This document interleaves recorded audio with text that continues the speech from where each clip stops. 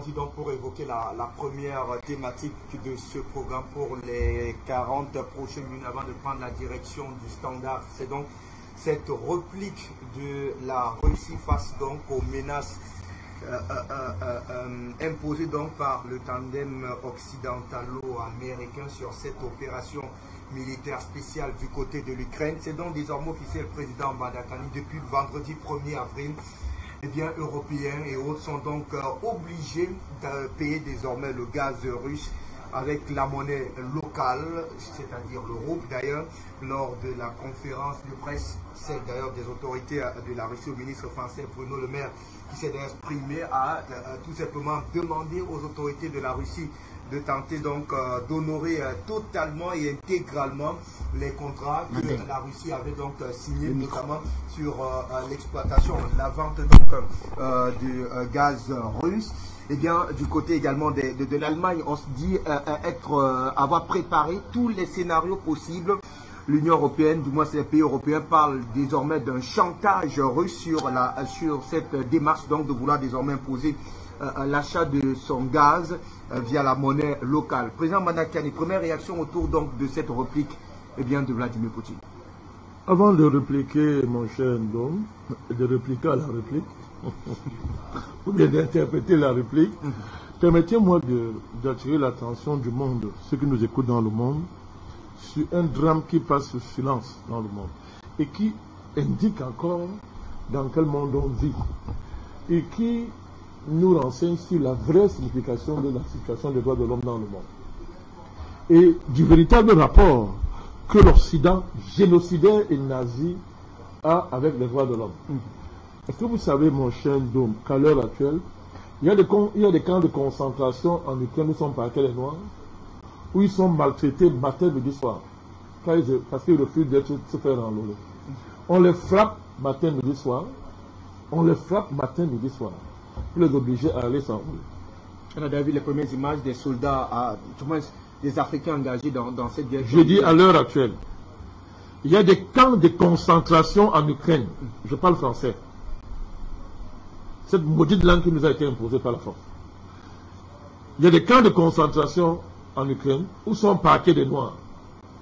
Et ils sont maltraités matin, midi, soir. On les torture matin, midi, soir pour les obliger à s'enrôler de force.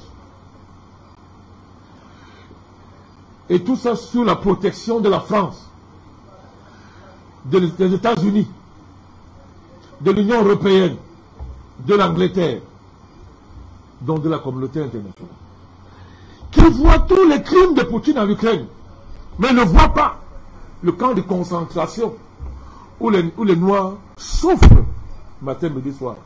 Parce que leur seul crime, c'est d'être noir. Et vous allez venir ici me dire que ce voyou de Zelensky, c'est un héros. Vous allez nous demander de prêter attention aux vociférations droguées de ce voyou qu'on appelle Zelensky. C'est lui qui couvre tout ça. Son armée fait ça. Les Ukrainiens font ça. Et c'est normal pour M. Zelensky. Oui, mon cher. Amnesty International n'est pas au courant, ne voit pas. Human Rights Watch ne voit pas ça. Le commissariat des Nations Unies de l'homme ne voit pas. Mais ils sont informés à la minute, en temps réel, sur les soi-disant crimes de M. Poutine en Ukraine, sur les bébés ukrainiens qui sont bombardés, sur les chats et les chiens en Ukraine qui sont bombardés. Mais personne ne voit la situation de milliers de Noirs africains en Ukraine qui sont parqués dans les camps de concentration comme les animaux, mon cher nous. Et moi je voudrais dire, nous allons tenir Zelensky, ce petit voyou, responsable de tout ce qui va arriver aux Africains d'Ukraine, aux Noirs africains d'Ukraine. Nous allons tenir Zelensky pour responsable et il répondra de ses crimes à l'égard des Africains noirs en Ukraine, pour la simple raison qu'ils sont noirs. Il doit se le tenir pour dire, si les États africains se taisent, non, on va laisser passer ça. Et nous allons prendre nos responsabilités. Nous allons travailler avec les Russes pour que la liste soit faite et que chaque noir qui vit ça, que son nom ne se perde pas. Parce que demain, les Ukrainiens vont répondre de ce traitement qui sont des réfugiés aux Noirs. Alors nous parlons, pareil. En France, on chasse les Africains des camps d'accueil noirs pour les remplacer par les Ukrainiens. Je le dis à mon nom vision, on chasse les Africains en France des camps noirs, des camps d'accueil pour les remplacer par les Ukrainiens. Parce que ça rapporte plus d'argent, évidemment, pour ces camps-là. Et que, mais comment? La mode, c'est l'Ukraine. C'est-à-dire, l'homme nouveau, le martyr, n'est-ce pas? Le martyr de cette saison, c'est l'Ukrainien. C'est l'Ukrainien. Dont la tristesse, les pleurs, les souffrances font arrêter le monde. Évidemment, ce n'est pas le monde qui s'arrête. La soi-disant communauté internationale blanche. Blanche. C'est dans ce contexte, mon cher. Donc, je ne sais pas si c'est l'ambassadeur de l'Ukraine ici. Nous allons nous renseigner. On ne va pas laisser passer ça. Pour nous, Zelensky, c'est un criminel. C'est un criminel, ce voyou, qui pleurniche partout. Il va tous les jours dans le Parlement. Vous pouvez retirer les histoires. C'est un raciste. Même les couleurs humanitaires sont racistes. Vous voyez, les couleurs humanitaires sont racistes. Couleurs humanitaires pour tous les peuples, c'est pour les Noirs. Ils n'ont pas le droit de passer par les couleurs humanitaires. Parce qu'ils sont noirs. Et ils pensent que ça va se passer comme ça, ils mentent. Zelensky répondra. Après, peu importe le temps que mettra cette guerre, Zelensky va répondre. Il répondra. C'est dans ce contexte qu'il faut situer, mon frère, la sortie de ce que vous appelez le pape.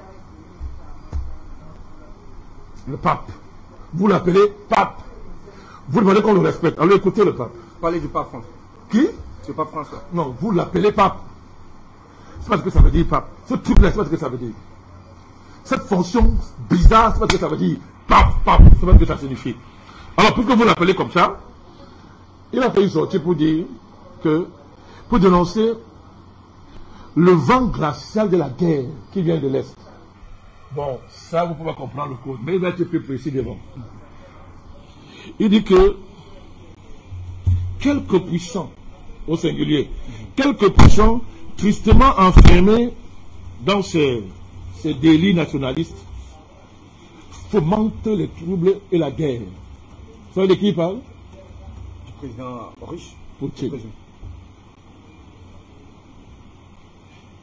Cette sortie a été précédée par une autre sortie de pape, qui a fait quelque chose qui passe inaperçu pour les non-initiés, qui sont non-initiés dans les pratiques religieuses catholiques, du moins les pratiques géopolitico-religieuses catholiques.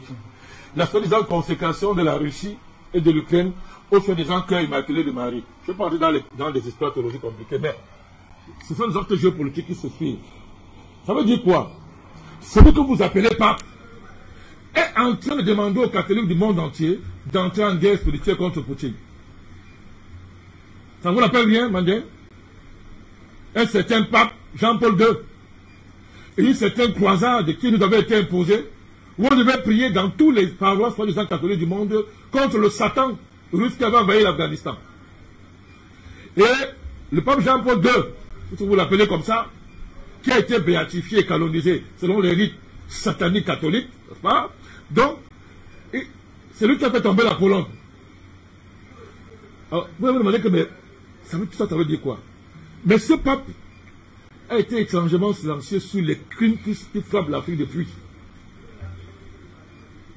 Quand les Occidentaux bombardent, envahissent les pays, ça, c'est divin. C'est divin. Les invasions occidentales, c'est-à-dire de la coalition internationale franco-britannico-américaine, avec l'Union européenne à côté, quand ils envahissent les pays, ces invasions sont bénies par la main de Dieu et par le sang du Christ.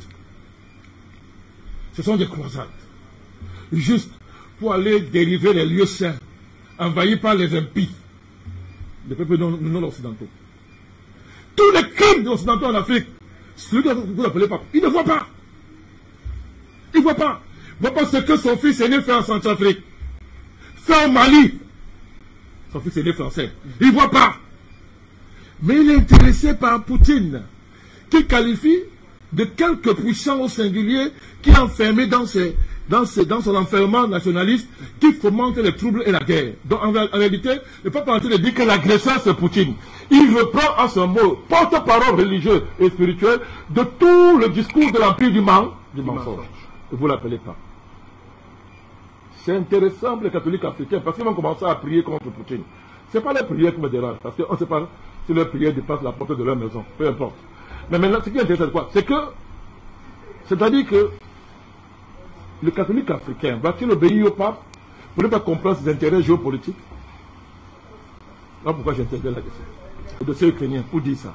Bon, et nous, le pape, vous savez, c'est un chiffon que nous ne faisons même pas quand nous allons aux toilettes. Écoutez-moi bien, hein. C'est-à-dire quand je vais aux toilettes, le chiffon qu'on appelle pape là, il n'est pas dit d'entrer dans les toilettes. Je laisse ceux qui croient qu'il est le pont entre eux et Dieu, c'est leur problème. Mais pour nous, c'est un chiffon qui ne peut même pas nous servir de papier hygiénique. Elle dit, pour aller aux toilettes. Voilà le pape. Un tueur. Un criminel. Qui bénit les crimes des Occidentaux. Et qui est un soldat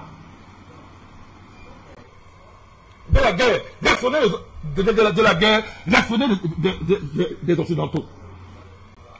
Une demande aux catholiques africains d'entrer en guerre contre Poutine. Évidemment, à travers leur prière. Je tenais à dénoncer ça. Pour revenir donc sur votre question, je vais aller rapidement. C'est pas comme, ok. D'abord, il faut corriger le mensonge de l'empire du mensonge. Ce sont des menteurs. Vraiment, Bertrand Bandeng, je ne sais pas comment on va faire, mais il faudrait un tribunal spécial pour juger les journalistes occidentaux. Les journalistes. Ce sont des criminels et des assassins. Quand on diffuse le mensonge jusqu'à ce niveau, on me dit la cour martiale. Je le dis à mon vision. Nous appelons à une cour martiale contre les journalistes occidentaux qui tuent par le mensonge. Ils ont tué par le mensonge en Libye. Ils ont tué par le mensonge en Syrie. Ils ont tué par le mensonge en Côte d'Ivoire. Ils ont tué par le mensonge en Centrafrique. Ils tuent par le mensonge sur la question ukrainienne. On présente l'affaire comme si M. Poutine était en train de ne pas respecter un contrat, soit disant un contrat qui le lie, n'est-ce pas, dans la livraison du gaz aux Européens. On présente ça comme ça, comme du chantage. Et ça permet de manipuler l'opinion publique européenne pour consolider la diabolisation de Poutine, le diable. On l'a fait très simple. 1. Les Européens ont été les premiers à violer le contrat qui les lie à la Russie en gelant ses avoirs. Personne n'en parle. Alors on dit gérer, le mot est très poli. C'est du vol. Vous n'avez pas le droit de geler l'argent de quelqu'un. Vous n'avez pas le droit de prendre l'argent de quelqu'un. Parce que geler, c'est même trop dire. Geler, c'est pour tromper les naïfs. Ces fonds-là, ils vont s'en servir. Ils vont s'en servir. Donc ça va les enrichir. Donc vous avez gelé les avoirs de quelqu'un pour faire tomber son économie. Et vous lui demandez en fait de vous donner son gaz gratuit. Parce que si Poutine continue à l'ancien système de paiement qui a possédé les sanctions, ça veut dire qu'il livre le gaz aux Européens gratuit. Puisqu'ils vont continuer à geler ses avoirs. Il est sous sanction. Écoutez bien à qui vous avez affaire. C'est-à-dire qu'en fait, les Européens demandent à Poutine, en faisant l'impasse sur le fait qu'ils l'ont sanctionné, c'est-à-dire qu'en fait, la sanction, c'est que tout ce qu'il va avoir comme devise sera gelé. C'est ça que ça veut dire. C'est-à-dire qu'on mis les banques qu'ils ont autorisées parce qu'ils sont coincés, qu'ils ont autorisé, les banques qui gèrent les transactions financières liées à la vente du gaz et du pétrole, qui est vital pour eux. Donc, on mis ça, tous les comptes bancaires dans le monde, que les devises russes seront gelées. Donc, autrement dit, si Poutine continue à laisser qu'on livre le gaz, on vend le gaz russe dans l'ancien système de paiement, n'est-ce pas, avant les sanctions, ça veut dire qu'ils vendent du gaz gratuitement aux Européens. Il a fait une sortie pour leur dire que, mais écoutez, moi je ne peux pas continuer à vous vendre le gaz gratuitement, vous ne pouvez pas continuer à consommer mon gaz gratuitement. Regardez le mensonge. C'est-à-dire ils veulent voler quelqu'un, ils ont déjà volé son argent, ils veulent consommer son gaz gratuitement, tout en l'insultant, tout en le diabolisant, mais ils présentent ça à leur opinion comme étant un chantage de M. Poutine qui fait le chantage au gaz. Il n'a même pas demandé, il n'a même pas imposé que les gens paient le gaz en Europe. Il n'a pas imposé. Ce que Poutine a fait simplement ceci. Il a dit, vous allez continuer à payer en dollars et en devises. Mais l'argent sera déposé dans la filiale de Gazprom Bank, qui est basée en Russie, qui lui va convertir directement ça dans son compte en roubles. Vous savez, ça veut dire d'une pierre deux coups. Non seulement il consolide le rouble, mais en plus, les devises là, étrangères sont logées dans un compte en Russie. Voilà toute la différence. Voilà ce que Poutine demande de faire. Un véritable stratège. Oui, stratège. Mais en façon cri, des bandits, des criminels crient. Ils sont victimes de leur propre sanction. Les gens crachent en l'air. Et quand leur crachat tombe sur leur nez, ils insultent quelqu'un qui n'a pas craché au lieu de s'insulter eux-mêmes. En fait, idiots comme ils sont, ils insultent le crachat. Ils insultent leur propre crachat. Vous voyez à quel niveau les gens sont déraisonnables? À quel niveau les gens sont déraisonnables? C'est de cela qu'il s'agit. Mais derrière cette bataille, qui permet, mon cher Ndoum, à la Russie non seulement de contrôler désormais les sanctions, de les rendre nuls, parce que la dépendance de l'Europe à l'égard du gaz du russe, c'est 40%. Pour l'Allemagne, c'est 55%. Ils ne peuvent pas s'en sortir avant 20 ans. Avant 20 ans, pour reconvertir les infrastructures qui acheminent le gaz, il faut combien d'années? Tout le système, il faut combien d'années? Les fanfaronnades des Américains sur le gaz et liquéfié, machin et consort, ne peuvent même pas couvrir le 1/10 des besoins de l'Europe.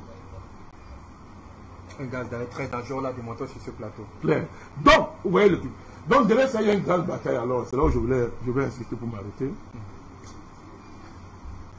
Il y a un nouvel ordre international qui naît devant nous. D'ailleurs, je voudrais vous rappeler, le ministre des Affaires étrangères russe et chinois ont fait une réunion avec pour prétexte l'Afghanistan, où ils ont lancé officiellement le nouvel ordre mondial. Ça passe comme ça, mais les gens ne sont pas en train de le voir. C'est-à-dire que la bataille du rouble là, cache une gigantesque bataille qui est dans le monde et qui est la fin de la suprématie du dollar dans les transactions internationales, qui est la fin du pétrodollar, qui est la fin et la mort du système de Bretton Woods, qui était la base de la puissance américaine dans le monde. C'est un séisme, mon cher. C'est un séisme extraordinaire qui est en train de se passer. Ça veut dire que désormais, le dollar ne sera plus l'étalon de base monétaire pour gérer les transactions internationales. Désormais, la monnaie va être non seulement rattachée à l'or, mais surtout aux matières premières. Vous voyez le lien qui est fait entre le rouble, le gaz et le pétrole russe. Ça vous dit rien? C'est comme ça, c'est le système alternatif que M. Poutine, les Chinois, les Indiens, les Iraniens, et ça va vous surprendre, les Saoudiens et les Qataris, ça vous surprend, n'est-ce pas, sont en train désormais de dessiner pour le monde. Parce que c'est vital. Les pays sont fatigués de la sorcellerie occidentale et le chantage lié au fait qu'ils contrôlent les circuits, le système financier, le système de paiement mondiaux. Mais ils ont oublié une chose, que la monnaie est basée seulement sur la confiance. Une monnaie, c'est la confiance que les utilisateurs ont dans la monnaie. À force de sanctionner, d'exagérer, bêtes comme ils sont, maudits comme ils sont, sanctionner, sanctionner, ils ont franchi la ligne rouge. Et ils ont amené le pays à comprendre que désormais c'est une question de survie, c'est une question de survie pour tout pays qui veut exister.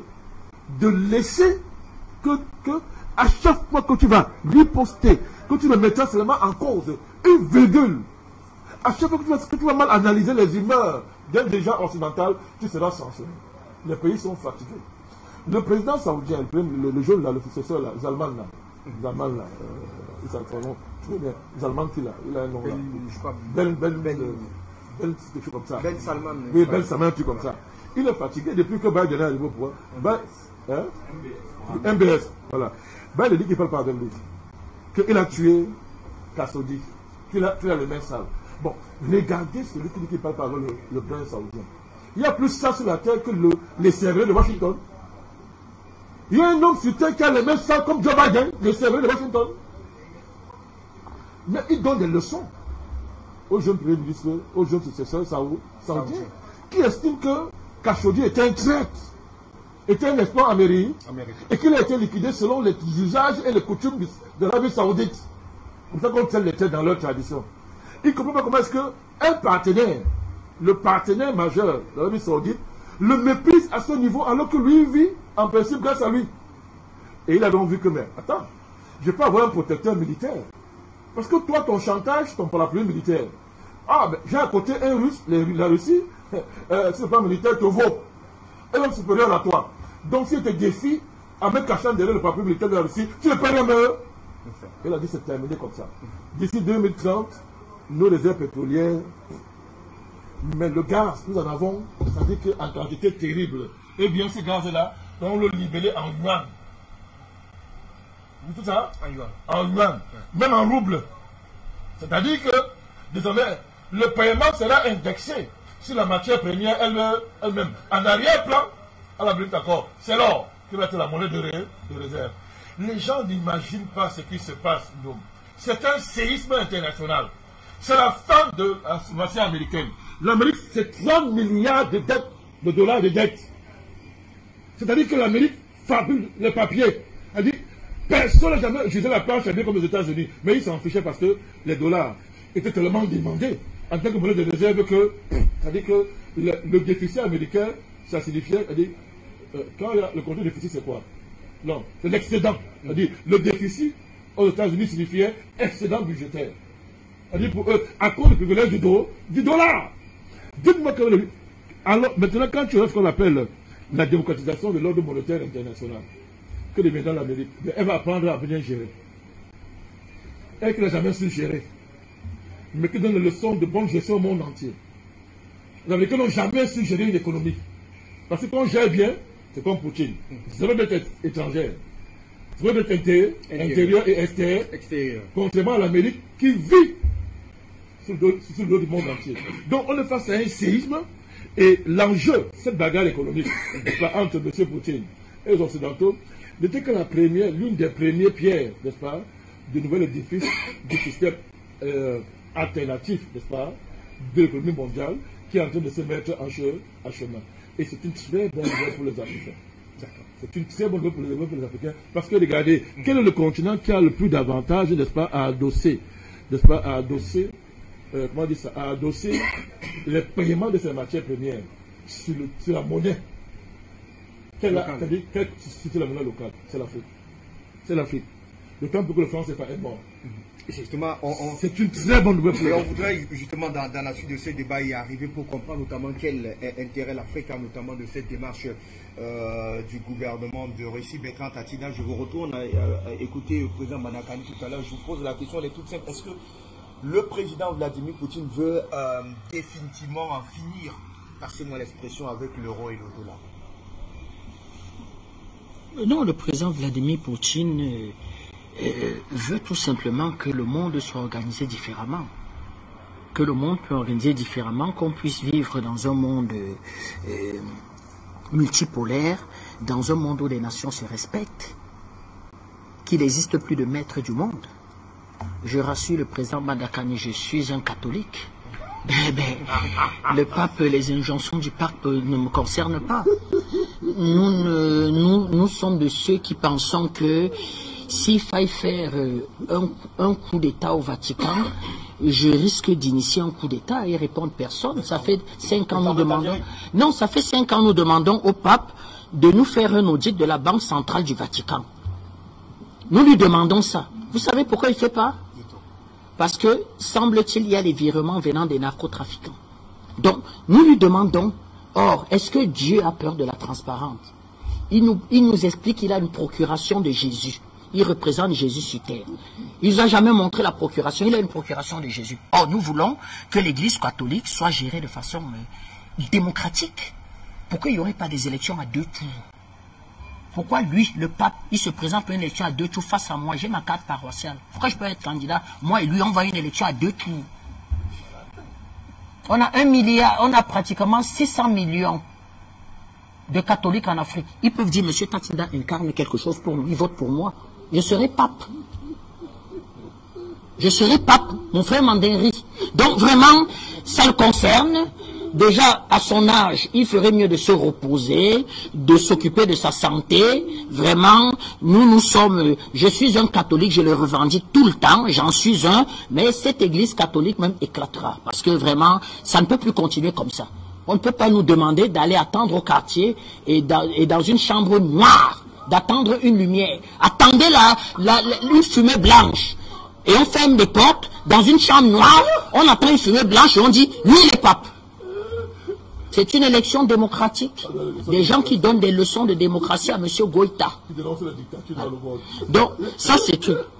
Deuxième des choses, c'est que les pays européens ont cru qu'ils avaient encore certaines capacités économiques.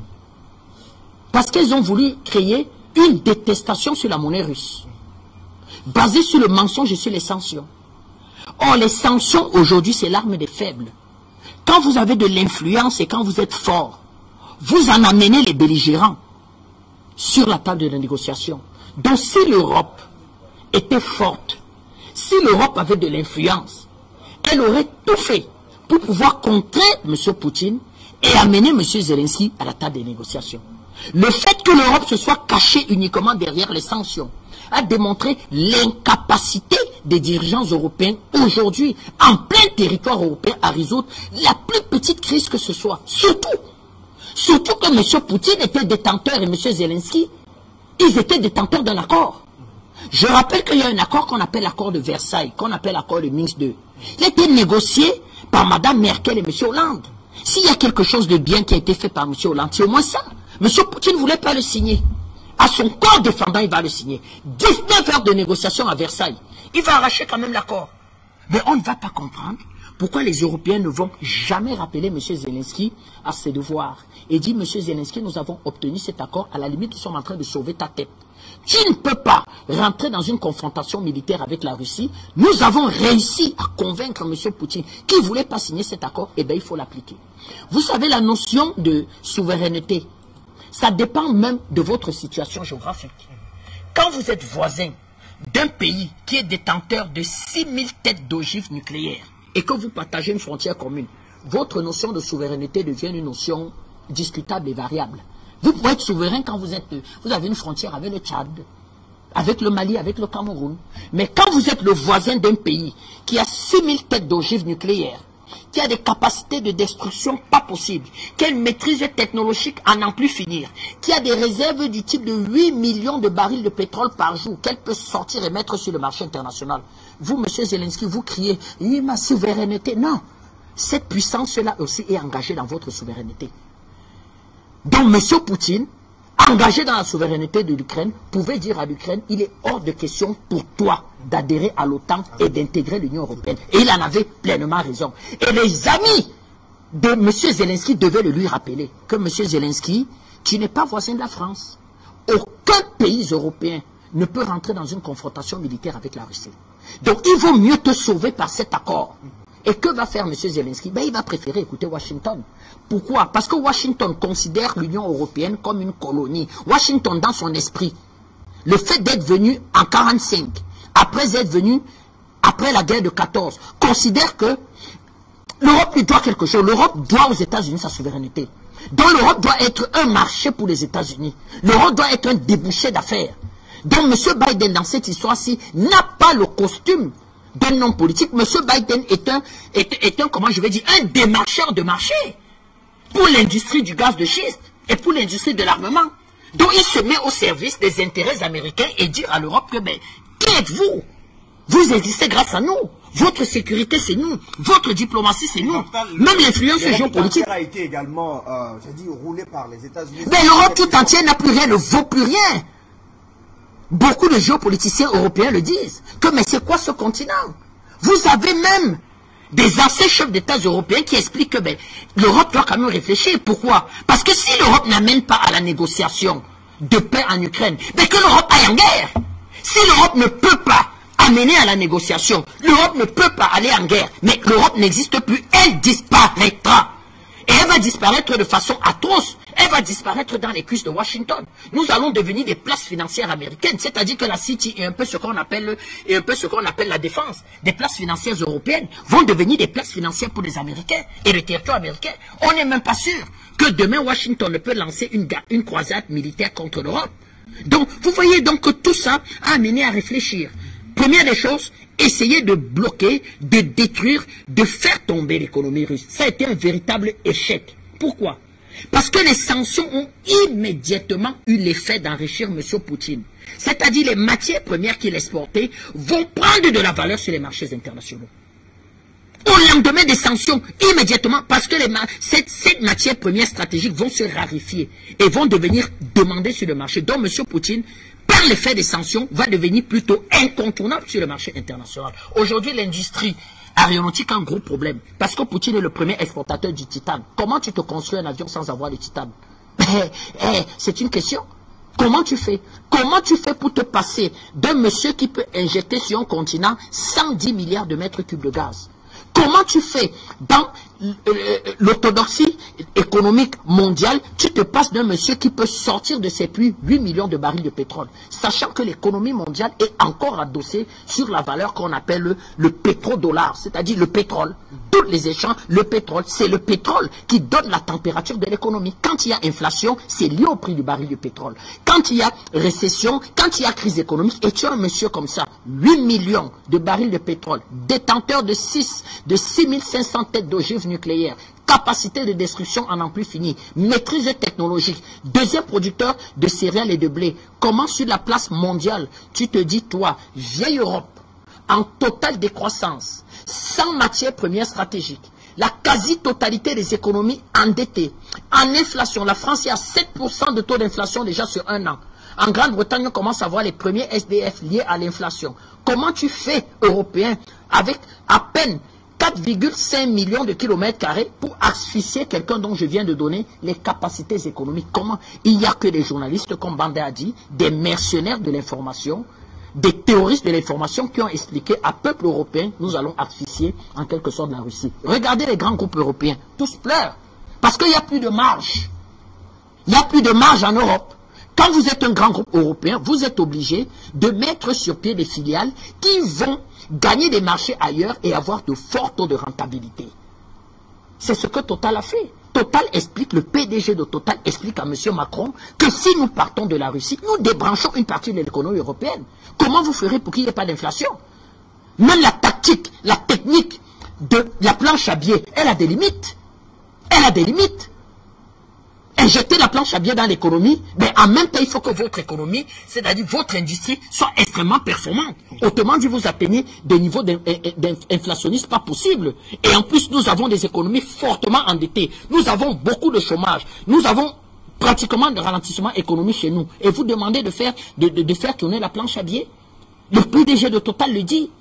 Et dit, en plus, si nous partons, d'autres groupes prendront notre place. Comment on fait? Des groupes comme Renault, qui en sont peut-être au 5e plan de restructuration en France, expliquent que le marché russe était notre premier marché. 500 000 véhicules. Donc nous sommes obligés de revoir, en fait, nos chiffres financiers de fin d'année. Et même, pourquoi pas, de relancer un nouveau plan de restructuration en Europe. Donc, la quasi-totalité des groupes européens sont en véritable souffrance. Or, vous connaissez un groupe russe qui pleure de fait de son installation en Europe. Donc, c'est plutôt l'Europe qui dépendait de la Russie. Et qu'est-ce que ça a eu comme effet? Ça a eu comme effet qu'il y a 3 larrons qui, il y a 2 jours, ont levé leur verre à l'avènement d'un nouveau monde. Le premier ministre indien qui rappelle à Washington que mon premier partenaire commercial, j'ai 2 partenaires commerciaux importants, la Chine et la Russie. Et mon armée, censée être la 3e et la 4e armée du monde, est équipée par la Russie. Lui, il a son roupie. Et séance tenant, il signe un contrat à plusieurs milliards de roupies. J'ai failli dire de dollars, mais je dis maintenant de roupies et de roubles. C'est-à-dire que tu amèneras tes roupies, j'ai mes roubles, et nous voyons comment nous faisons des compensations. Regardez comment s'organisent déjà de véritables échanges internationaux. En même temps, il y avait Xi Jinping qui lance un appel aux PME chinoises et dit « Allez m'occuper l'espace laissé en Russie. beaucoup d'entreprises expliquent qu'elles partent. Très mieux, partez. D'ailleurs, Poutine explique, vous allez revenir au cas par cas. Croyez plus que vous allez revenir. Et Xi Jinping qui encourage ses PME et ses entreprises en disant, allez occuper l'espace. Et les trois signent donc ce que j'appelle aujourd'hui une véritable zone économique solide commandée par trois monnaies. Le yuan, le rouble et la roupie indienne. Vous voyez donc que la suprématie du pétrodollar, il faut même dire du dollar, parce que était adossé au pétrole la production pétrolière des monarchies du Golfe, qui se rendent compte que ces trois partenaires-là sont tous détenteurs de la bombe atomique. Ça veut dire qu'elles peuvent se fixer des lignes rouges sur leurs intérêts géostratégiques. Elles peuvent se fixer des lignes rouges. Ça veut dire qu'un pays comme l'Inde peut fixer aux États-Unis, peut fixer à l'Europe sa ligne rouge. Mais pourquoi ne pas traiter avec eux et même se mettre sous leur parapluie sécuritaire? Est-ce que l'OTAN peut s'engager dans un conflit militaire, dans une alliance Inde, Chine, Russie? C'est impossible.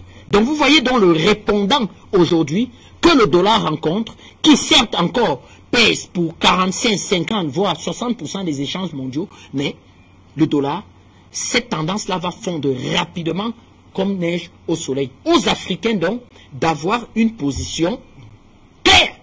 Et ça a été intéressant, parce que même des pays alignés sur les positions mondialistes comme le Sénégal, ben moi j'ai suivi les journalistes français et dit que nous avons un gros souci et un gros chagrin d'un pays africain à partir de son vote. Vous savez de quel pays il s'agissait? Il s'agissait du Sénégal. Ils disent que mais regardez un pays comme le Sénégal, vous devez étudier le fait que le Sénégal ait pu voter la décision de ne pas appliquer des sanctions à la Russie. C'est que le Sénégal même se déconnecte de nous. C'est que le Sénégal même émet un certain nombre de réserves. C'est qu'on n'arrive plus à rassurer un pays comme le Sénégal. Vous voyez que, or, le Sénégal, dans toutes les positions politiques, géopolitiques, s'aligne sur les positions françaises. Donc, dans une histoire comme celle-là, ça a permis à l'Afrique d'avoir une position claire. M. Biden ne lit rien du tout. D'ailleurs, hier, on faisait encore une présentation d'un porte-avions américain, il dormait. Il dormait hier. On présentait un porte-avions américain. Il y avait l'hymne national américain. Il était au garde à vous, M. Biden. L'hymne est terminé. 3 minutes après, il a fallu que l'aide quand le réveil. M. Biden dormait en pleine présentation d'un porte-avions américain. Ces positions ne nous intéressent pas.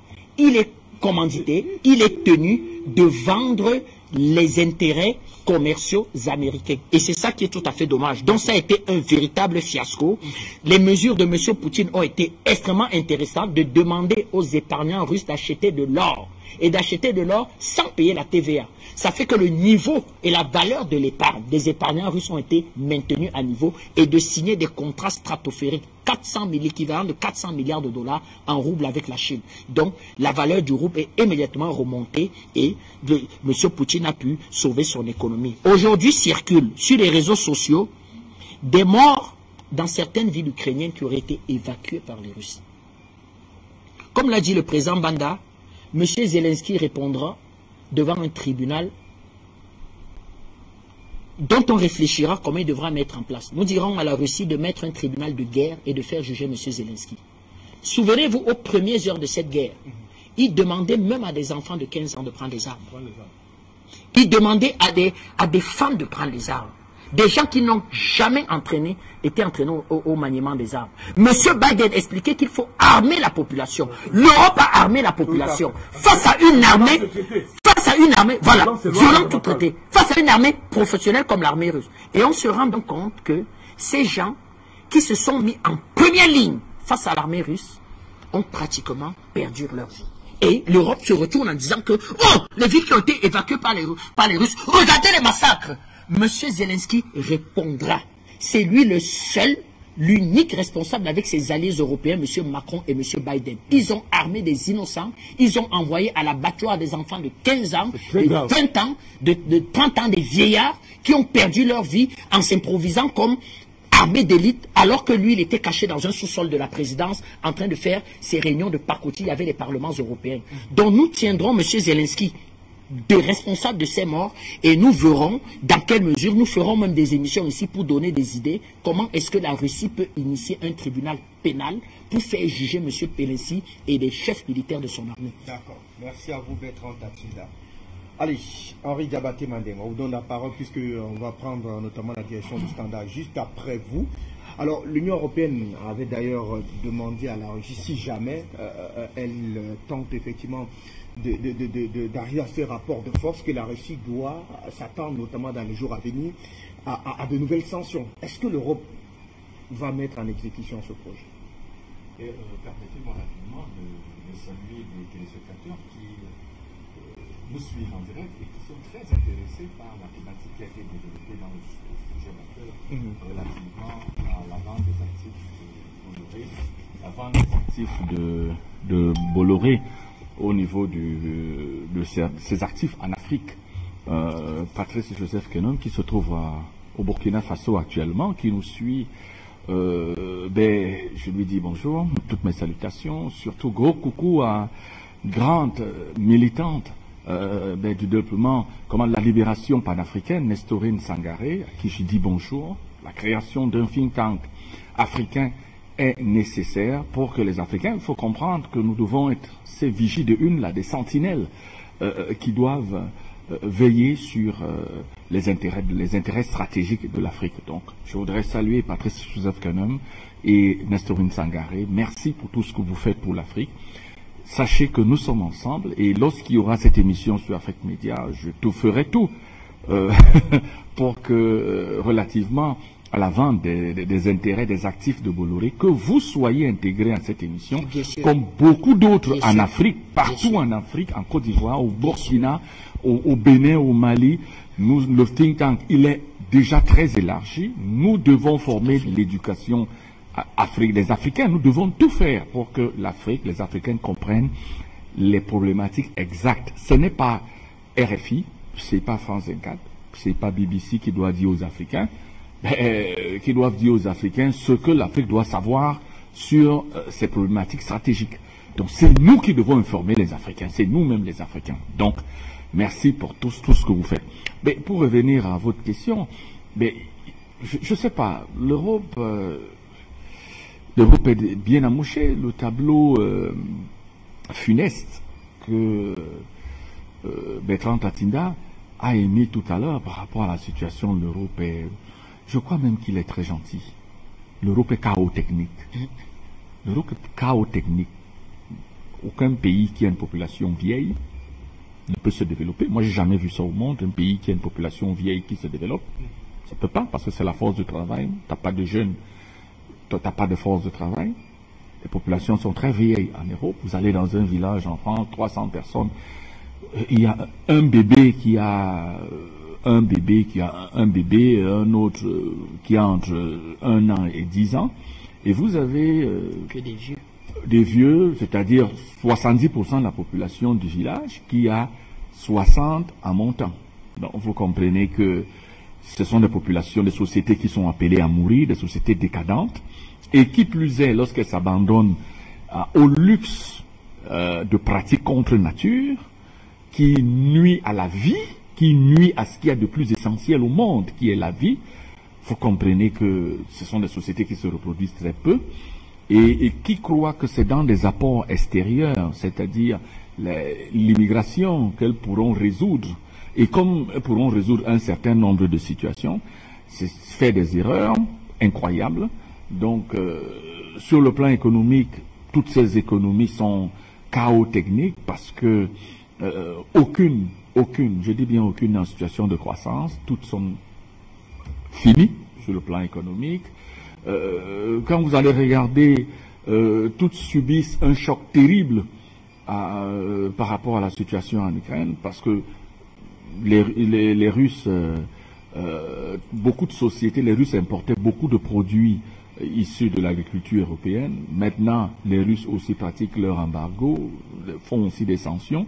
Du coup, il y a des pays qui se trouvent très mal, des pays comme la France qui auront un PIB, et ça c'est dans les indications les plus optimistes, qui vont perdre 4 à 5 points de leur PIB dans la situation russe.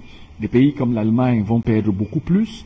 Donc, vous comprenez que Angela Merkel, et ça, lorsque Bertrand Tantinda dit, a entièrement raison lorsqu'il dit que le pape, il y a un véritable problème de leadership en Europe. Si les Européens étaient intelligents, s'il y avait un vrai dirigeant en Europe, comme Angela Merkel, il serait allé en Russie rencontrer le président Poutine et lui dire: mon frère, il y a un temps pour la guerre, un temps pour la paix, arrêtons ça. Oui, tu as raison, vraiment, mais trouvons un modus vivendi.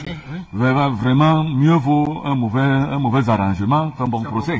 Arrêtons-nous là, la force n'est pas bien, la paix c'est bien. Arrêtons-nous là, tu as raison, tu as déjà trop giflé le petit, la leçon. Je pense que Angela Merkel l'a fait. Bien sûr. Angela Merkel est allée à Moscou rencontrer, lorsque les va-t-en-guerre en Europe, des individus irresponsables, inconscients, étaient sur le chemin de la guerre, ce qui est la caractéristique même des hommes politiques français. Vous savez que lors de la Première Guerre mondiale, les soldats français disaient qu'ils vont rentrer dans Berlin comme le couteau dans le beurre. C'est plutôt les Allemands qui leur sont rentrés. En 6 semaines. En 6 semaines, ils avaient rasé la France. Donc, c'est des politiciens irresponsables, avec des armées décadentes, qui sont, c'est-à-dire, De Gaulle disait, parce que De Gaulle déjà à l'école de guerre disait, attention, et en écrivant le livre Vers une armée de métier, il faut changer cette armée de façon urgente, parce qu'en face les autres ont les Panzerdivisionen, les blindés. Ils vont nous massacrer en quelques jours. Ah, les gens ont dit, ils ont balayé du rivière là, mais ce blanc-bec qui parle là-bas, parce que De Gaulle avait vu, il avait su, connaissait la réalité. Donc, et ce sont les mêmes politiciens, l'esprit de ces mêmes politiciens irresponsables, jamais disciplinés par les lois de l'expérience du passé, qui peuvent les amener à comprendre avec lucidité les enjeux d'aujourd'hui. Non, ils n'ont pas fait le rapport de force. Que ce qu'ils ont fait, c'est qu'ils disent, ah ben, Poutine, quelques sanctions, c'est fini, la Russie sera à plat. Mais c'est qu'ils oublient le contexte économique global. La Chine y est. Et aujourd'hui, il y a une sorte de reconfiguration du monde qui fait que, à plusieurs niveaux, qui fait que un dirigeant politique avisé comprendrait aisément que non, il faut pas être un va-t-en-guerre. Au contraire, il faut aller la fleur au fusil dans cette histoire. Vous savez, les talons or avaient été abandonnés en 1971 par le président Nixon pour établir la toute-puissance du dollar. Ça, c'était l'âge d'or de l'économie américaine. Mais aujourd'hui, c'est fini. On est dans une sorte de situation où les talons or est revenu au premier plan, et Poutine fait quelque chose d'incroyable. Et ça, le président Banda a eu le mérite de le relever. Il fait quelque chose d'incroyable pour nous les Africains. C'est une aubaine incroyable. Dieu existe vraiment. Ouais. C'est une aubaine incroyable pour les Africains. C'est-à-dire, nous sommes, imaginez que nous, on est assis sur un scandale géologique. Toutes les matières premières qui existent sur la planète Terre sont chez nous, mais on n'en profite pas. Alors que si, aujourd'hui, parce qu'on fabrique l'argent à concurrence de l'or. Oui, on fabrique l'argent en concurrence de l'or. C'est-à-dire que tu amènes ton poids en or, on te fait l'argent. Mais vous allez vous retrouver dans la situation où le Mali, lui... Et donc justement, c'est à ça que je voudrais effectivement qu'on en arrive. Est-ce que ça va davantage bénéficier aux États africains qui ont quand même un sous-sol assez riche, si jamais réussissent aujourd'hui à avoir l'indépendance totale de leur sous-sol? Mais bien évidemment. Et c'est pour ça on multiplie les djihadistes tous les jours. Parce qu'il ne faut pas, si ces pays ont la capacité, dès ces jours-ci, vous allez entendre que Boko Haram est revenu au devant de la scène. Bien sûr. Moi, je vous dis, en Centrafrique, vous allez voir, pourquoi en RDC, dans la zone de l'Ituri, il y aura des milices. Vous savez déjà qu'à la frontière, dans le Kivu, il y a des grosses batailles, des grosses manœuvres militaires entre l'Ouganda et le Rwanda. Donc, c'est des choses, ça va recommencer. Pourquoi? Parce que le jour que Dominique Strauss-Kahn a été nommé directeur du FMI, il a dit, il est allé à Fort Knox, là où on est supposé garder l'or américain. Il a dit aux Américains que montrez-moi le stock d'or que vous avez. Les Américains ont dit que toi tu ne vas pas mettre l'or aussi. Oui. Oui, on l'a chassé, vous avez vu comment un homme, on l'a enchaîné. C'est-à-dire pour une affaire de mœurs. Avant de se juger. C'est-à-dire qu'on enchaîne un fonctionnaire, un homme qui a un domicile reconnu. on lui met les menottes comme un vulgaire arracheur de portable. Comme si c'était un narcotrafiquant. Oui, même le narcotrafiquant, il y avait beaucoup de gars. En Mondovision, on l'a humilié. Pourquoi? Parce qu'il a osé remettre en cause les bases du système, l'ignominie du système, montrer l'état du système financier international. C'est un mensonge. Les Américains battent monnaie sur rien. Sur rien du tout. Sur rien du sur tout. La spéculation, sur le bluff. C'est du banditisme. Oui. Le papier-monnaie, c'est du banditisme pur et simple. Or, c'est ta richesse, sont tes matières premières qui te rendent riche, qui te permettent de négocier d'autres choses, d'autres marchandises sur le plan international. La richesse de l'empire du Mali sous Kankan, l'empereur, le Mansa, Kankou Moussa, c'était quoi? Il marchait avec l'or, et l'or lui permettait de faire quoi? D'acheter les marchandises, d'acheter les livres, pour que la bibliothèque de Tombouctou, l'université de Tombouctou soit riche, aller appeler les érudits du monde entier qui venaient enseigner à Tombouctou. Donc c'est sa richesse-là. Or, un pays comme le Mali, qui est un scandale géologique en matière d'or, un scandale géologique aurifère, vous trouvez que le Mali, lui, il a toutes les peines du monde pour nourrir sa population, pour soigner ses enfants, pour éduquer ses enfants, faire ses routes, pendant que la France, qui n'a même pas 1 kilogramme d'or sur son territoire, mais on te dit que la France est 3e puissance aurifère au monde. Tu te poses des questions, mais ils prennent ça où? Ils fabriquent ça quelque part? Non. Donc, ce sont ces arguties, ces procédés malhonnêtes, maléfiques, à la limite, qu'il faut.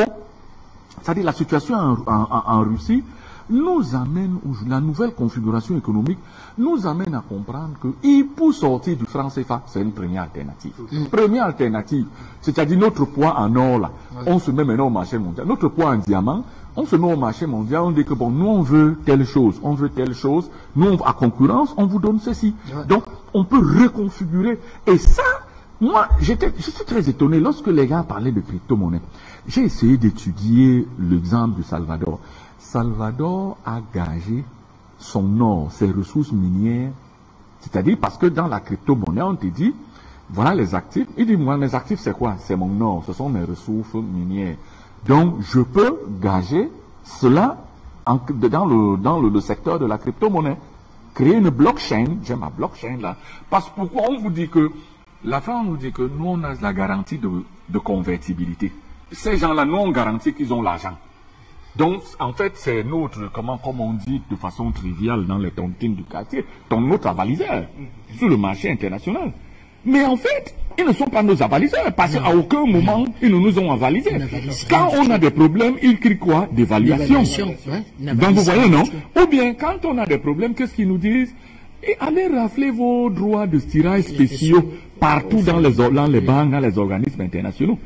Donc, vous comprenez, ils ne nous ont jamais aidés. Or, en sortant du franc CFA, on a notre or, on a notre diamant, on a maintenant la garantie, on a notre garantie. C'est-à-dire qu'on peut aller acheter des choses avec notre or, notre diamant. Maintenant, on a la garantie qu'on peut créer. Le Cameroun et la Centrafrique, par exemple, qui sont des pays très riches sur le plan minier, peuvent créer une monnaie et dont leurs actifs miniers peuvent être la garantie de cette monnaie. Donc, fondamentalement, ne rêvons pas, ne philosophons pas, mettons-nous, soyons réalistes. Mais pour qu'on soit réaliste, il faut une véritable libération en Afrique. Et ça, l'exemple du Mali nous pousse. Et ça, il faut qu'on soutienne les Maliens pour que l'expérience malienne réussisse et soit un miroir pour les autres. Parce que les Maliens ont osé. Et le fait que les Maliens ont pris cette initiative est important, c'est terriblement important pour eux. Je dis c'est capital pour le reste de l'Afrique. Donc vous comprenez que ce qui se passe en Russie, lorsque les Russes, les Chinois, les Indiens se mettent ensemble, qu'on réussisse à contourner le dollar, vous savez qui est le premier à acheter le gaz en rouble? C'est le pape. Ben oui. Le pape, le Vatican. Comme par hasard, c'était le premier client en rouble du gaz russe. Il a contourné là-bas. Il a dit à ces gars, il a dit aux prêtres comme vous voyez là, le froid va nous tuer ici. Les Européens ne vont pas... Non, achetons. Non, tu sais que les prêtres n'aiment pas souffrir. Oui. Ils n'aiment pas souffrir. Donc, les gars font quoi? Ils sont allés acheter le gaz. On dit que le Saint-Père ne doit pas souffrir de froid. Oui. Il fait très froid ici, dans les châteaux, ici à Florence. Donc, dans les résidences du pape, là, il fait trop froid. Donc, pour que le pape n'ait pas froid, il faut qu'on aille acheter le gaz. Et on achète le gaz où, à côté là. On dit que non, c'est en Russie. Le pape a dit que pardon, allez acheter le gaz en Russie. Il demande quoi? En rouble. Allez payer en rouble. Oui, parce qu'il a compris. C'est la réelle politique. Il n'y a que les naïfs qui se laissent abuser, qui se laissent tromper dans cette histoire. Angela Merkel ne se laissait pas tromper. Non. Si elle avait été là, oui. Elle avait dit, moi j'ai 8000 entreprises. Elle a dit au président français, mais tu es amusant, tu es drôle. Moi j'ai 8000 entreprises en Russie. Et qui marche très bien. Tu me demandes de voter des sanctions, de les sanctions pour sanctionner mes propres entreprises. Mais vous rigolez ou bien c'est quoi? Et ces gars-là, quand ils rapatrient l'argent ici en Allemagne, vous savez comment ça aide l'économie allemande?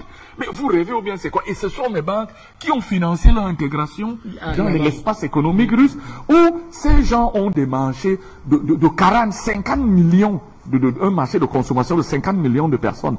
Donc vous trouvez que non seulement on produit la matière première chez nous, on envoie là-bas pour le conditionnement, pour la transformation, mais vous me demandez de faire quoi? De faire des sanctions contre mes propres entreprises? Non, je ne le fais pas. Je préfère négocier directement avec Poutine. Et ça, les Européens aujourd'hui, vous avez des dirigeants qui sont mus par les banques. Vous savez, beaucoup de banques ont des intérêts en Ukraine, dans le plan pétrolier, ont financé beaucoup d'entreprises en Ukraine. Donc aujourd'hui, leur avantage. Elle se disait que non, en appliquant des sanctions à Poutine, Poutine allait reculer. Or, entre-temps, Poutine, oubliant que Poutine, lui, s'est préparé à la guerre. Depuis au moins 10 ans, il s'est préparé à la guerre. Il savait que la confrontation serait inévitable. Parce que la présidente de la Banque de Russie, qui est une économiste au vol, elle a fait toutes les simulations et elle a expliqué au président Poutine, et ça, c'est il y a 5 ans qu'elle a expliqué au président Poutine l'issue d'un véritable conflit, qu'on n'aura pas un conflit militaire avec l'Europe, parce que l'Europe n'est pas capable d'un conflit militaire, ni les États-Unis. Ce sont des gens qui sont déjà à genoux, qui ne peuvent pas supporter une guerre, l'impact d'une guerre, mais sur le plan économique, c'est cela, la bataille sera à ce niveau. Mais pour qu'on résiste aux Européens, au système occidental, il faudra lui substituer un autre système. C'est pour ça quand ils disent aux Russes, sortez du système SWIFT, le système de transaction bancaire, ben, les Russes, ils avaient déjà leur système. Ils avaient déjà mis en place leur système depuis 2 ans. Donc, parce qu'ils avaient anticipé depuis, ils savaient. Et les dirigeants africains seraient avisés d'anticiper très rapidement. Parce que là où on va vers une autre dévaluation du franc CFA. Une dépréciation du franc CFA. Parce que l'euro va sombrer dans les jours prochains. C'est une grosse catastrophe financière. On parle de la dévaluation de l'euro. Voilà. Oui, une grosse dévaluation qui arrive. L'économie est mal en point. Donc, le problème, c'est qu'il faut dévaluer cette monnaie et pour que l'ajuster au niveau de l'économie, des choix économiques européens, pour espérer ne serait-ce qu'un gain de croissance assez minimal. Donc, du côté africain, nous, on regarde avec des yeux de marron frit, on regarde la situation sans réagir. Les gens sont là, les Macky Sall regardent le Mali comme si le Mali a un problème avec eux. Au lieu de réfléchir et se dire, ben, Nigeria, appelé la locomotive de la sous-région, le Nigeria, il dit aux Nigérians, ben, trouvons un moyen, des économies qui se portent bien comme celle du Ghana, trouvons un moyen pour qu'on ne soit pas surpris sur le plan, on anticipe ce plan financier. Mais que ferez-vous lorsque le diable français est, que faire lorsque le diable français est dans le prix? Et il est caché dans le coin. Vous verrez, le jour où la CEDEAO a dit, on aura une nouvelle monnaie, la veille, Ouattara et Macron sont apparus sur le perron de l'Élysée en disant, voici l'écho, la nouvelle monnaie africaine. D'ailleurs, il n'y aura même plus de dirigeants français dans le conseil d'administration de la banque. Mais c'est du pipeau, c'est du mensonge. C'est du mensonge, je vous explique pourquoi, rapidement, en 1 minute. Je n'ai pas besoin d'être un économiste pour l'expliquer aux gens. Il y a une notion, par un tour de passe-passe juridique, ils ont inclus dans l'acte d'émission de l'écho une dénomination qu'on appelle le garant. Et qui nomme le garant? C'est-à-dire, le garant, c'est la personne qui, en fait, est une sorte de veilleur, de sentinelle, pour regarder si les pratiques sont orthodoxes. Et le garant, c'est qui? C'est tout la France, un fonctionnaire français. Et il est clair, le gouverneur de la BCEAO est chargé de communiquer au garant tout à fait cessant tout ce qui se passe dans l'entreprise, les choix qui sont faits. Donc, ils ne peuvent prendre l'initiative, c'est-à-dire comme toutes les banques, c'est-à-dire que prêter de l'argent à quelqu'un, aux opérateurs économiques, financer les économies. Non, ils refusent. Ils vont vous dire que non, il veut importer de la friperie, d'accord, on va le prendre l'argent. Il veut faire quoi? Fabriquer une chaîne de montage de voitures? Non, non, on ne peut pas. Vous allez venir diluer notre trafic de Toyota. On ne veut pas. Des Renault, on ne veut pas. Non, si c'est pour importer la friperie, donnez-lui. Quoi? L'agriculture, le maïs, faire le maïs? Ah, il veut faire la bière de maïs? Non, non, non, non, non. Non, non, non. Restez. Le dolo, ce n'est pas bien, c'est bien. Faites plutôt le dolo, c'est bien. Il y a le mil.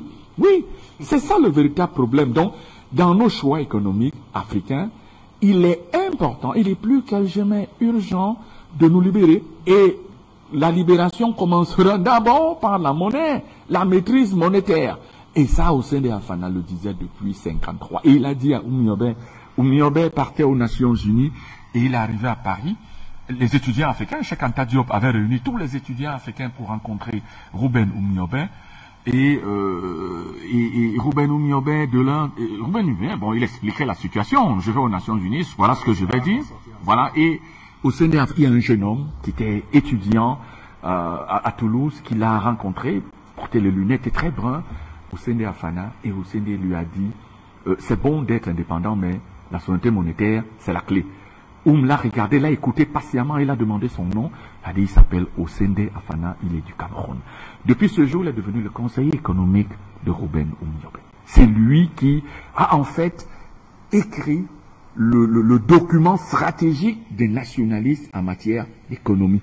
C'est pour ça que en mars 1966, à la frontière entre le Cameroun et le Congo, un détachement des forces armées françaises, des forces spéciales françaises, avait une seule mission. Avant la visite de Pompidou, du président Pompidou au Cameroun, il faut tuer Hosseini Afana. On ne le veut pas vivant, il faut le tuer. Et sa tête doit parvenir à Yaoundé pour être sûr qu'il est mort. Donc, ils ont mis sa tête, ils ont amené sa tête dans un sac. Un général d'opérette au Cameroun a raconté que c'est lui qui avait tué Hosseini. Eh ben, il se trompe, on connaît la vérité. Merci à vous, Henri Diabaté Mandé. Vous permettez à chaque fois de revisiter l'histoire du continent africain. Même si cette histoire-là est quand même assez, nous fait beaucoup de pincements au cœur. On va cette fois-là prendre la direction du Standard pour donner ou alors prendre l'avis, les avis de ces nombreux Africains qui souhaitent également réagir avec nous dans le cadre de ces nombreuses thématiques évoquées. Juste ici, on a évoqué les marcheurs panafricains qui ont été d'ailleurs accueillis du côté de Bamako. Alors, on va donner la parole, je crois bien, à M. Jean qui nous retrouve depuis les États-Unis. Bienvenue à vous, votre contribution, très cher monsieur. Bonjour Patrice, bonjour à vos invités. Nous voulons leur donner un peu de temps un peu de temps de répit pour qu'ils rafraîchissent leur gorge et nous les écoutons avec patience et nous les saluons avec beaucoup de respect et nous les encourageons à continuer à éduquer la masse africaine puisque c'est votre devoir, un devoir divin. Vous ne le faites pas pour quelqu'un, vous le faites pour la divinité de l'humanité. Il s'agit de Beta Tatinda, de Bandakani et puis Diabaté. N'oublions pas aussi nos salutations aux techniciens et à tous ceux qui intéressent avec les médias. Et je veux aborder un problème que déjà vos panélistes ont souligné et je veux rappeler cela, que c'est nécessaire. Vous avez parlé de Titan, c'est nécessaire. Et nous devons repérer toutes les activités des multinationales françaises et américaines sur le continent africain. Du moins, ce qui nous concerne aujourd'hui dans notre sous-région là-bas, et étendre cela sur tout le continent pour connaître pour évaluer les dommages que ces multinationales ont causés et continuent de causer au continent africain. C'est très nécessaire. Nul n'échappera à cela. Alors, pour revenir sur l'injustice qui est pratiquée sur les Africains du fait qu'ils sont noirs. Regardez, vous avez évoqué le cas de Bleu Goudé et tant de personnes. C'est nécessaire. Vous voyez ces injustices-là. Un homme qui a la crainte de Dieu, le vrai Dieu, qui aime son prochain, doit se révolter contre cette injustice sur le continent africain depuis la nuit des temps. Et pourtant, nous avons la religion qui dit qu'on enseigne Dieu. C'est en cela que nous venons, je viens collaborer, plutôt renforcer ce que vient de dire Tassida et Badakane sur le plateau. Je connais déjà la position de Diabaté. Et nous ne sommes pas ici pour juger une religion, mais c'est pour dire la vérité. Que nos frères et sœurs comprennent. Vous voyez, et pendant la crise ivoirienne et l'autre, comment appelle-t-on, libyenne, ce qui se disait sur Radio Vatican, ça m'énervait parce que j'écoutais cette radio à ce moment-là. Ça m'a amené, je les ai écrits 2 fois. Une fois sur la crise ivoirienne, 19 fois sur la crise libyenne. Pour leur dire, mais ces annonces qu'ils font sur une radio qui se dit chrétienne n'enseignent pas ce vrai Dieu que nous connaissons. Mais quand ils font ça à leur but, je les informe que nul n'échappera à la justice divine. Je leur ai donné toute mon adresse. Ils ne m'ont pas répondu. J'ai appris finalement qu'il y a un qui était décédé, finalement, bon, je m'en fous de ça. Alors, c'est pour dire quoi? Que Vatican n'est pas un lieu chrétien. C'est un lieu, d'abord, qui est apparu avec l'usurpation du nom. Ils se sont habillés, c'est des loups habillés en agneau. Ils se sont peints en agneau. Ça, c'est une vérité. Je ne sais pas contre quelqu'un. Je sais ce que j'ai dit. C'est pour cela qu'il m'est arrivé dans ma foi en ce Dieu de ne plus dire, je crois en l'église catholique, mais plutôt en l'église sainte de Dieu. Et cette église sainte de Dieu, c'est tous ceux-là, vous qui êtes là, qui vous préoccupez de l'humanité. Voilà. Qui honore Dieu. Voilà ce Dieu-là qui nous adore. C'est pas un Dieu d'injustice. Alors, c'est ce qui m'est arrivé, pendant ce temps de Covid et ce que nous vivons aujourd'hui. C'est clair pour les chrétiens de savoir que vraiment, si vous ne défendez pas la justice, vous n'êtes pas de Dieu, vous êtes de Lucifer. Et nous devons le savoir, mes frères et sœurs, combattants. Soyons courageux. Que les Africains s'éveillent davantage et sortir de cette tromperie, de cette manipulation. Quel est ce Dieu qu'on adore et qui ne fait que défendre seulement les intérêts européens, pas les intérêts africains. Quand il s'agit de l'Afrique, la Côte d'Ivoire brûlée, Libye brûlée, on n'a jamais consacré à un cœur immaculé ou bien, je sais pas, de qui que ce soit. Mais quand il s'agit d'un pays européen, on le fait. Mais ouvrez les yeux. Nous devons nous encourager dans la vérité. Ce Dieu, ce n'est pas un Dieu de fausseté. Ils ne connaissent pas Dieu. Vatican ne connaît pas Dieu. L'Europe ne connaît pas Dieu. C'est des barbares là-bas. Ils se sont habillés en agneau. Donc, la lutte continue. Nous ne blessons personne. Si le propos blesse des gens, nous voulons qu'ils se réveillent. Dieu existe. Et Dieu va rendre la justice. Je parle de la justice divine. C'est très important. Ça ne manquera pas. C'est la loi naturelle. Que Dieu vous bénisse, les combattants. Merci à vous, Jean, pour votre contribution. Vincent, vous nous attendez au standard depuis Paris. Nous vous donnons la parole à l'instant. Bienvenue à vous, votre contribution. Bonsoir, Bertrand Tatinda. Et bonsoir, Diabaté Mandeng. Bonsoir, le président Banakani. Tout ce qui a été dit sur le plateau, je suis parfaitement d'accord avec vous. Moi, je m'adresse à chacun de vous. Je commence à monsieur Diabaté Mandeng. Monsieur Mandeng, quand je vous écoute, je pense que vous aimez venir ici. Vous aimez l'Afrique. Quand vous vous exprimez, même quelqu'un qui est sourd, il comprend. Il comprend. Je vous dis quand même, que Dieu vous bénisse. Quand je vous écoute, je me sens super bien. Monsieur Bertrand Tatinda, il n'y a rien à dire sur vous. Depuis longtemps, je vous écoute. Je sais que vous aimez l'Afrique.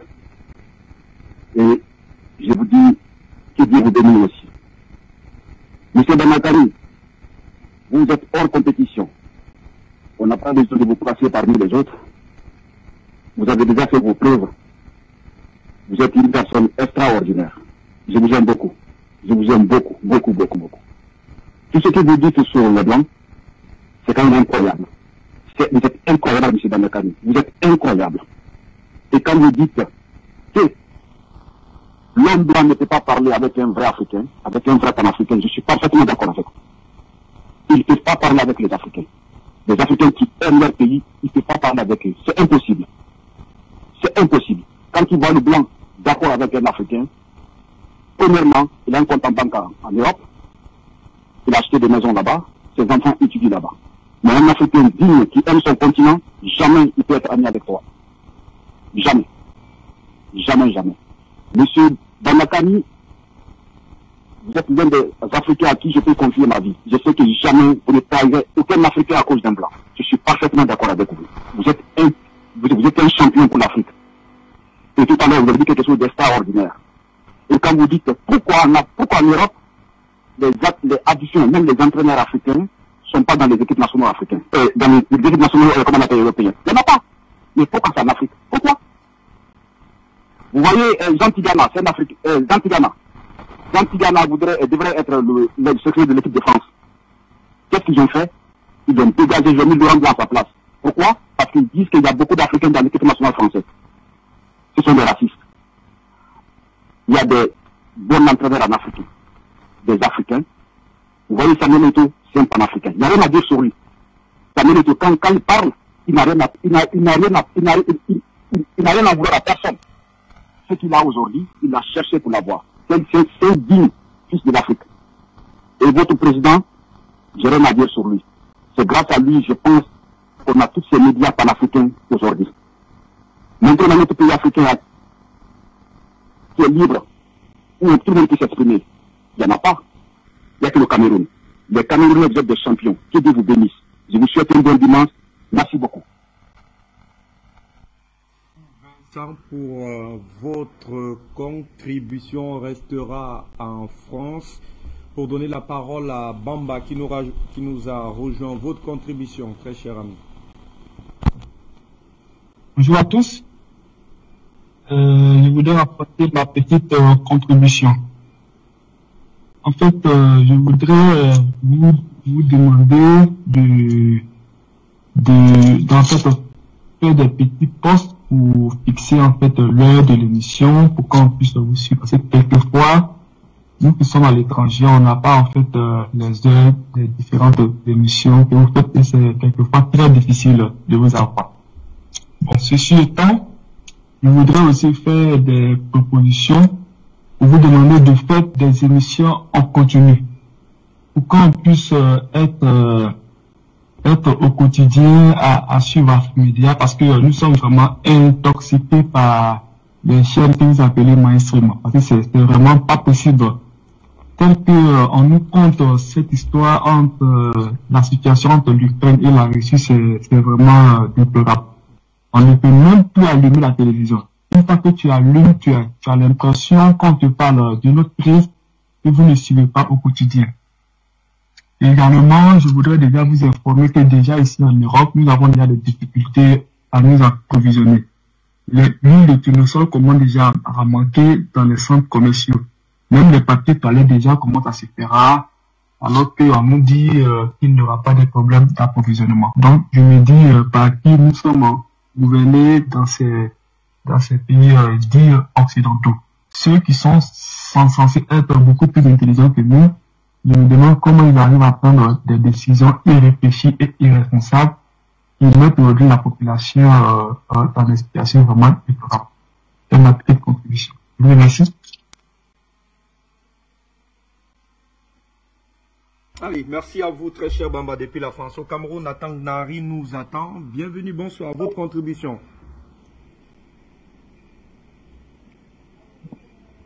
Monsieur Tangana, nous vous écoutons, bienvenue. Oui, bonjour. Bonjour. Il y a un petit problème technique, mais c'est pas M. Tatina Bertrand, mon frère, M. Henri Diabaté-Mandin, mon frère, M. Canet. Bonjour à vous aussi, et aux téléspectateurs, et aux techniciens d'ailleurs. Donc, je voulais apporter une contribution à cette émission. On parle là.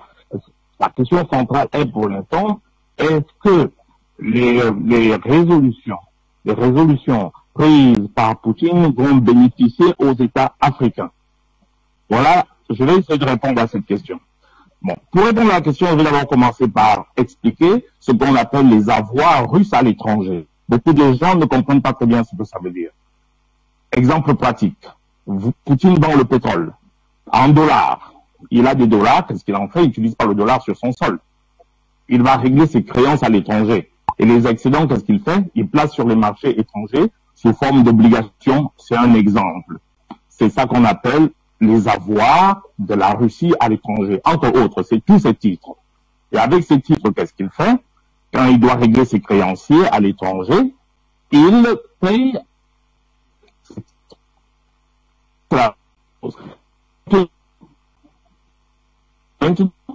on prend la décision de geler cet avoir. Premier problème, c'est qu'il ne peut plus régler ses créanciers. Et il va imposer qu'on règle en sa devise, en sa monnaie. Vous avez rouble. On va reprendre l'antenne et prendre un autre téléspectateur, certainement le tout dernier du côté du standard, avant de prendre donc la seconde thématique de cette émission. Au standard, bonsoir.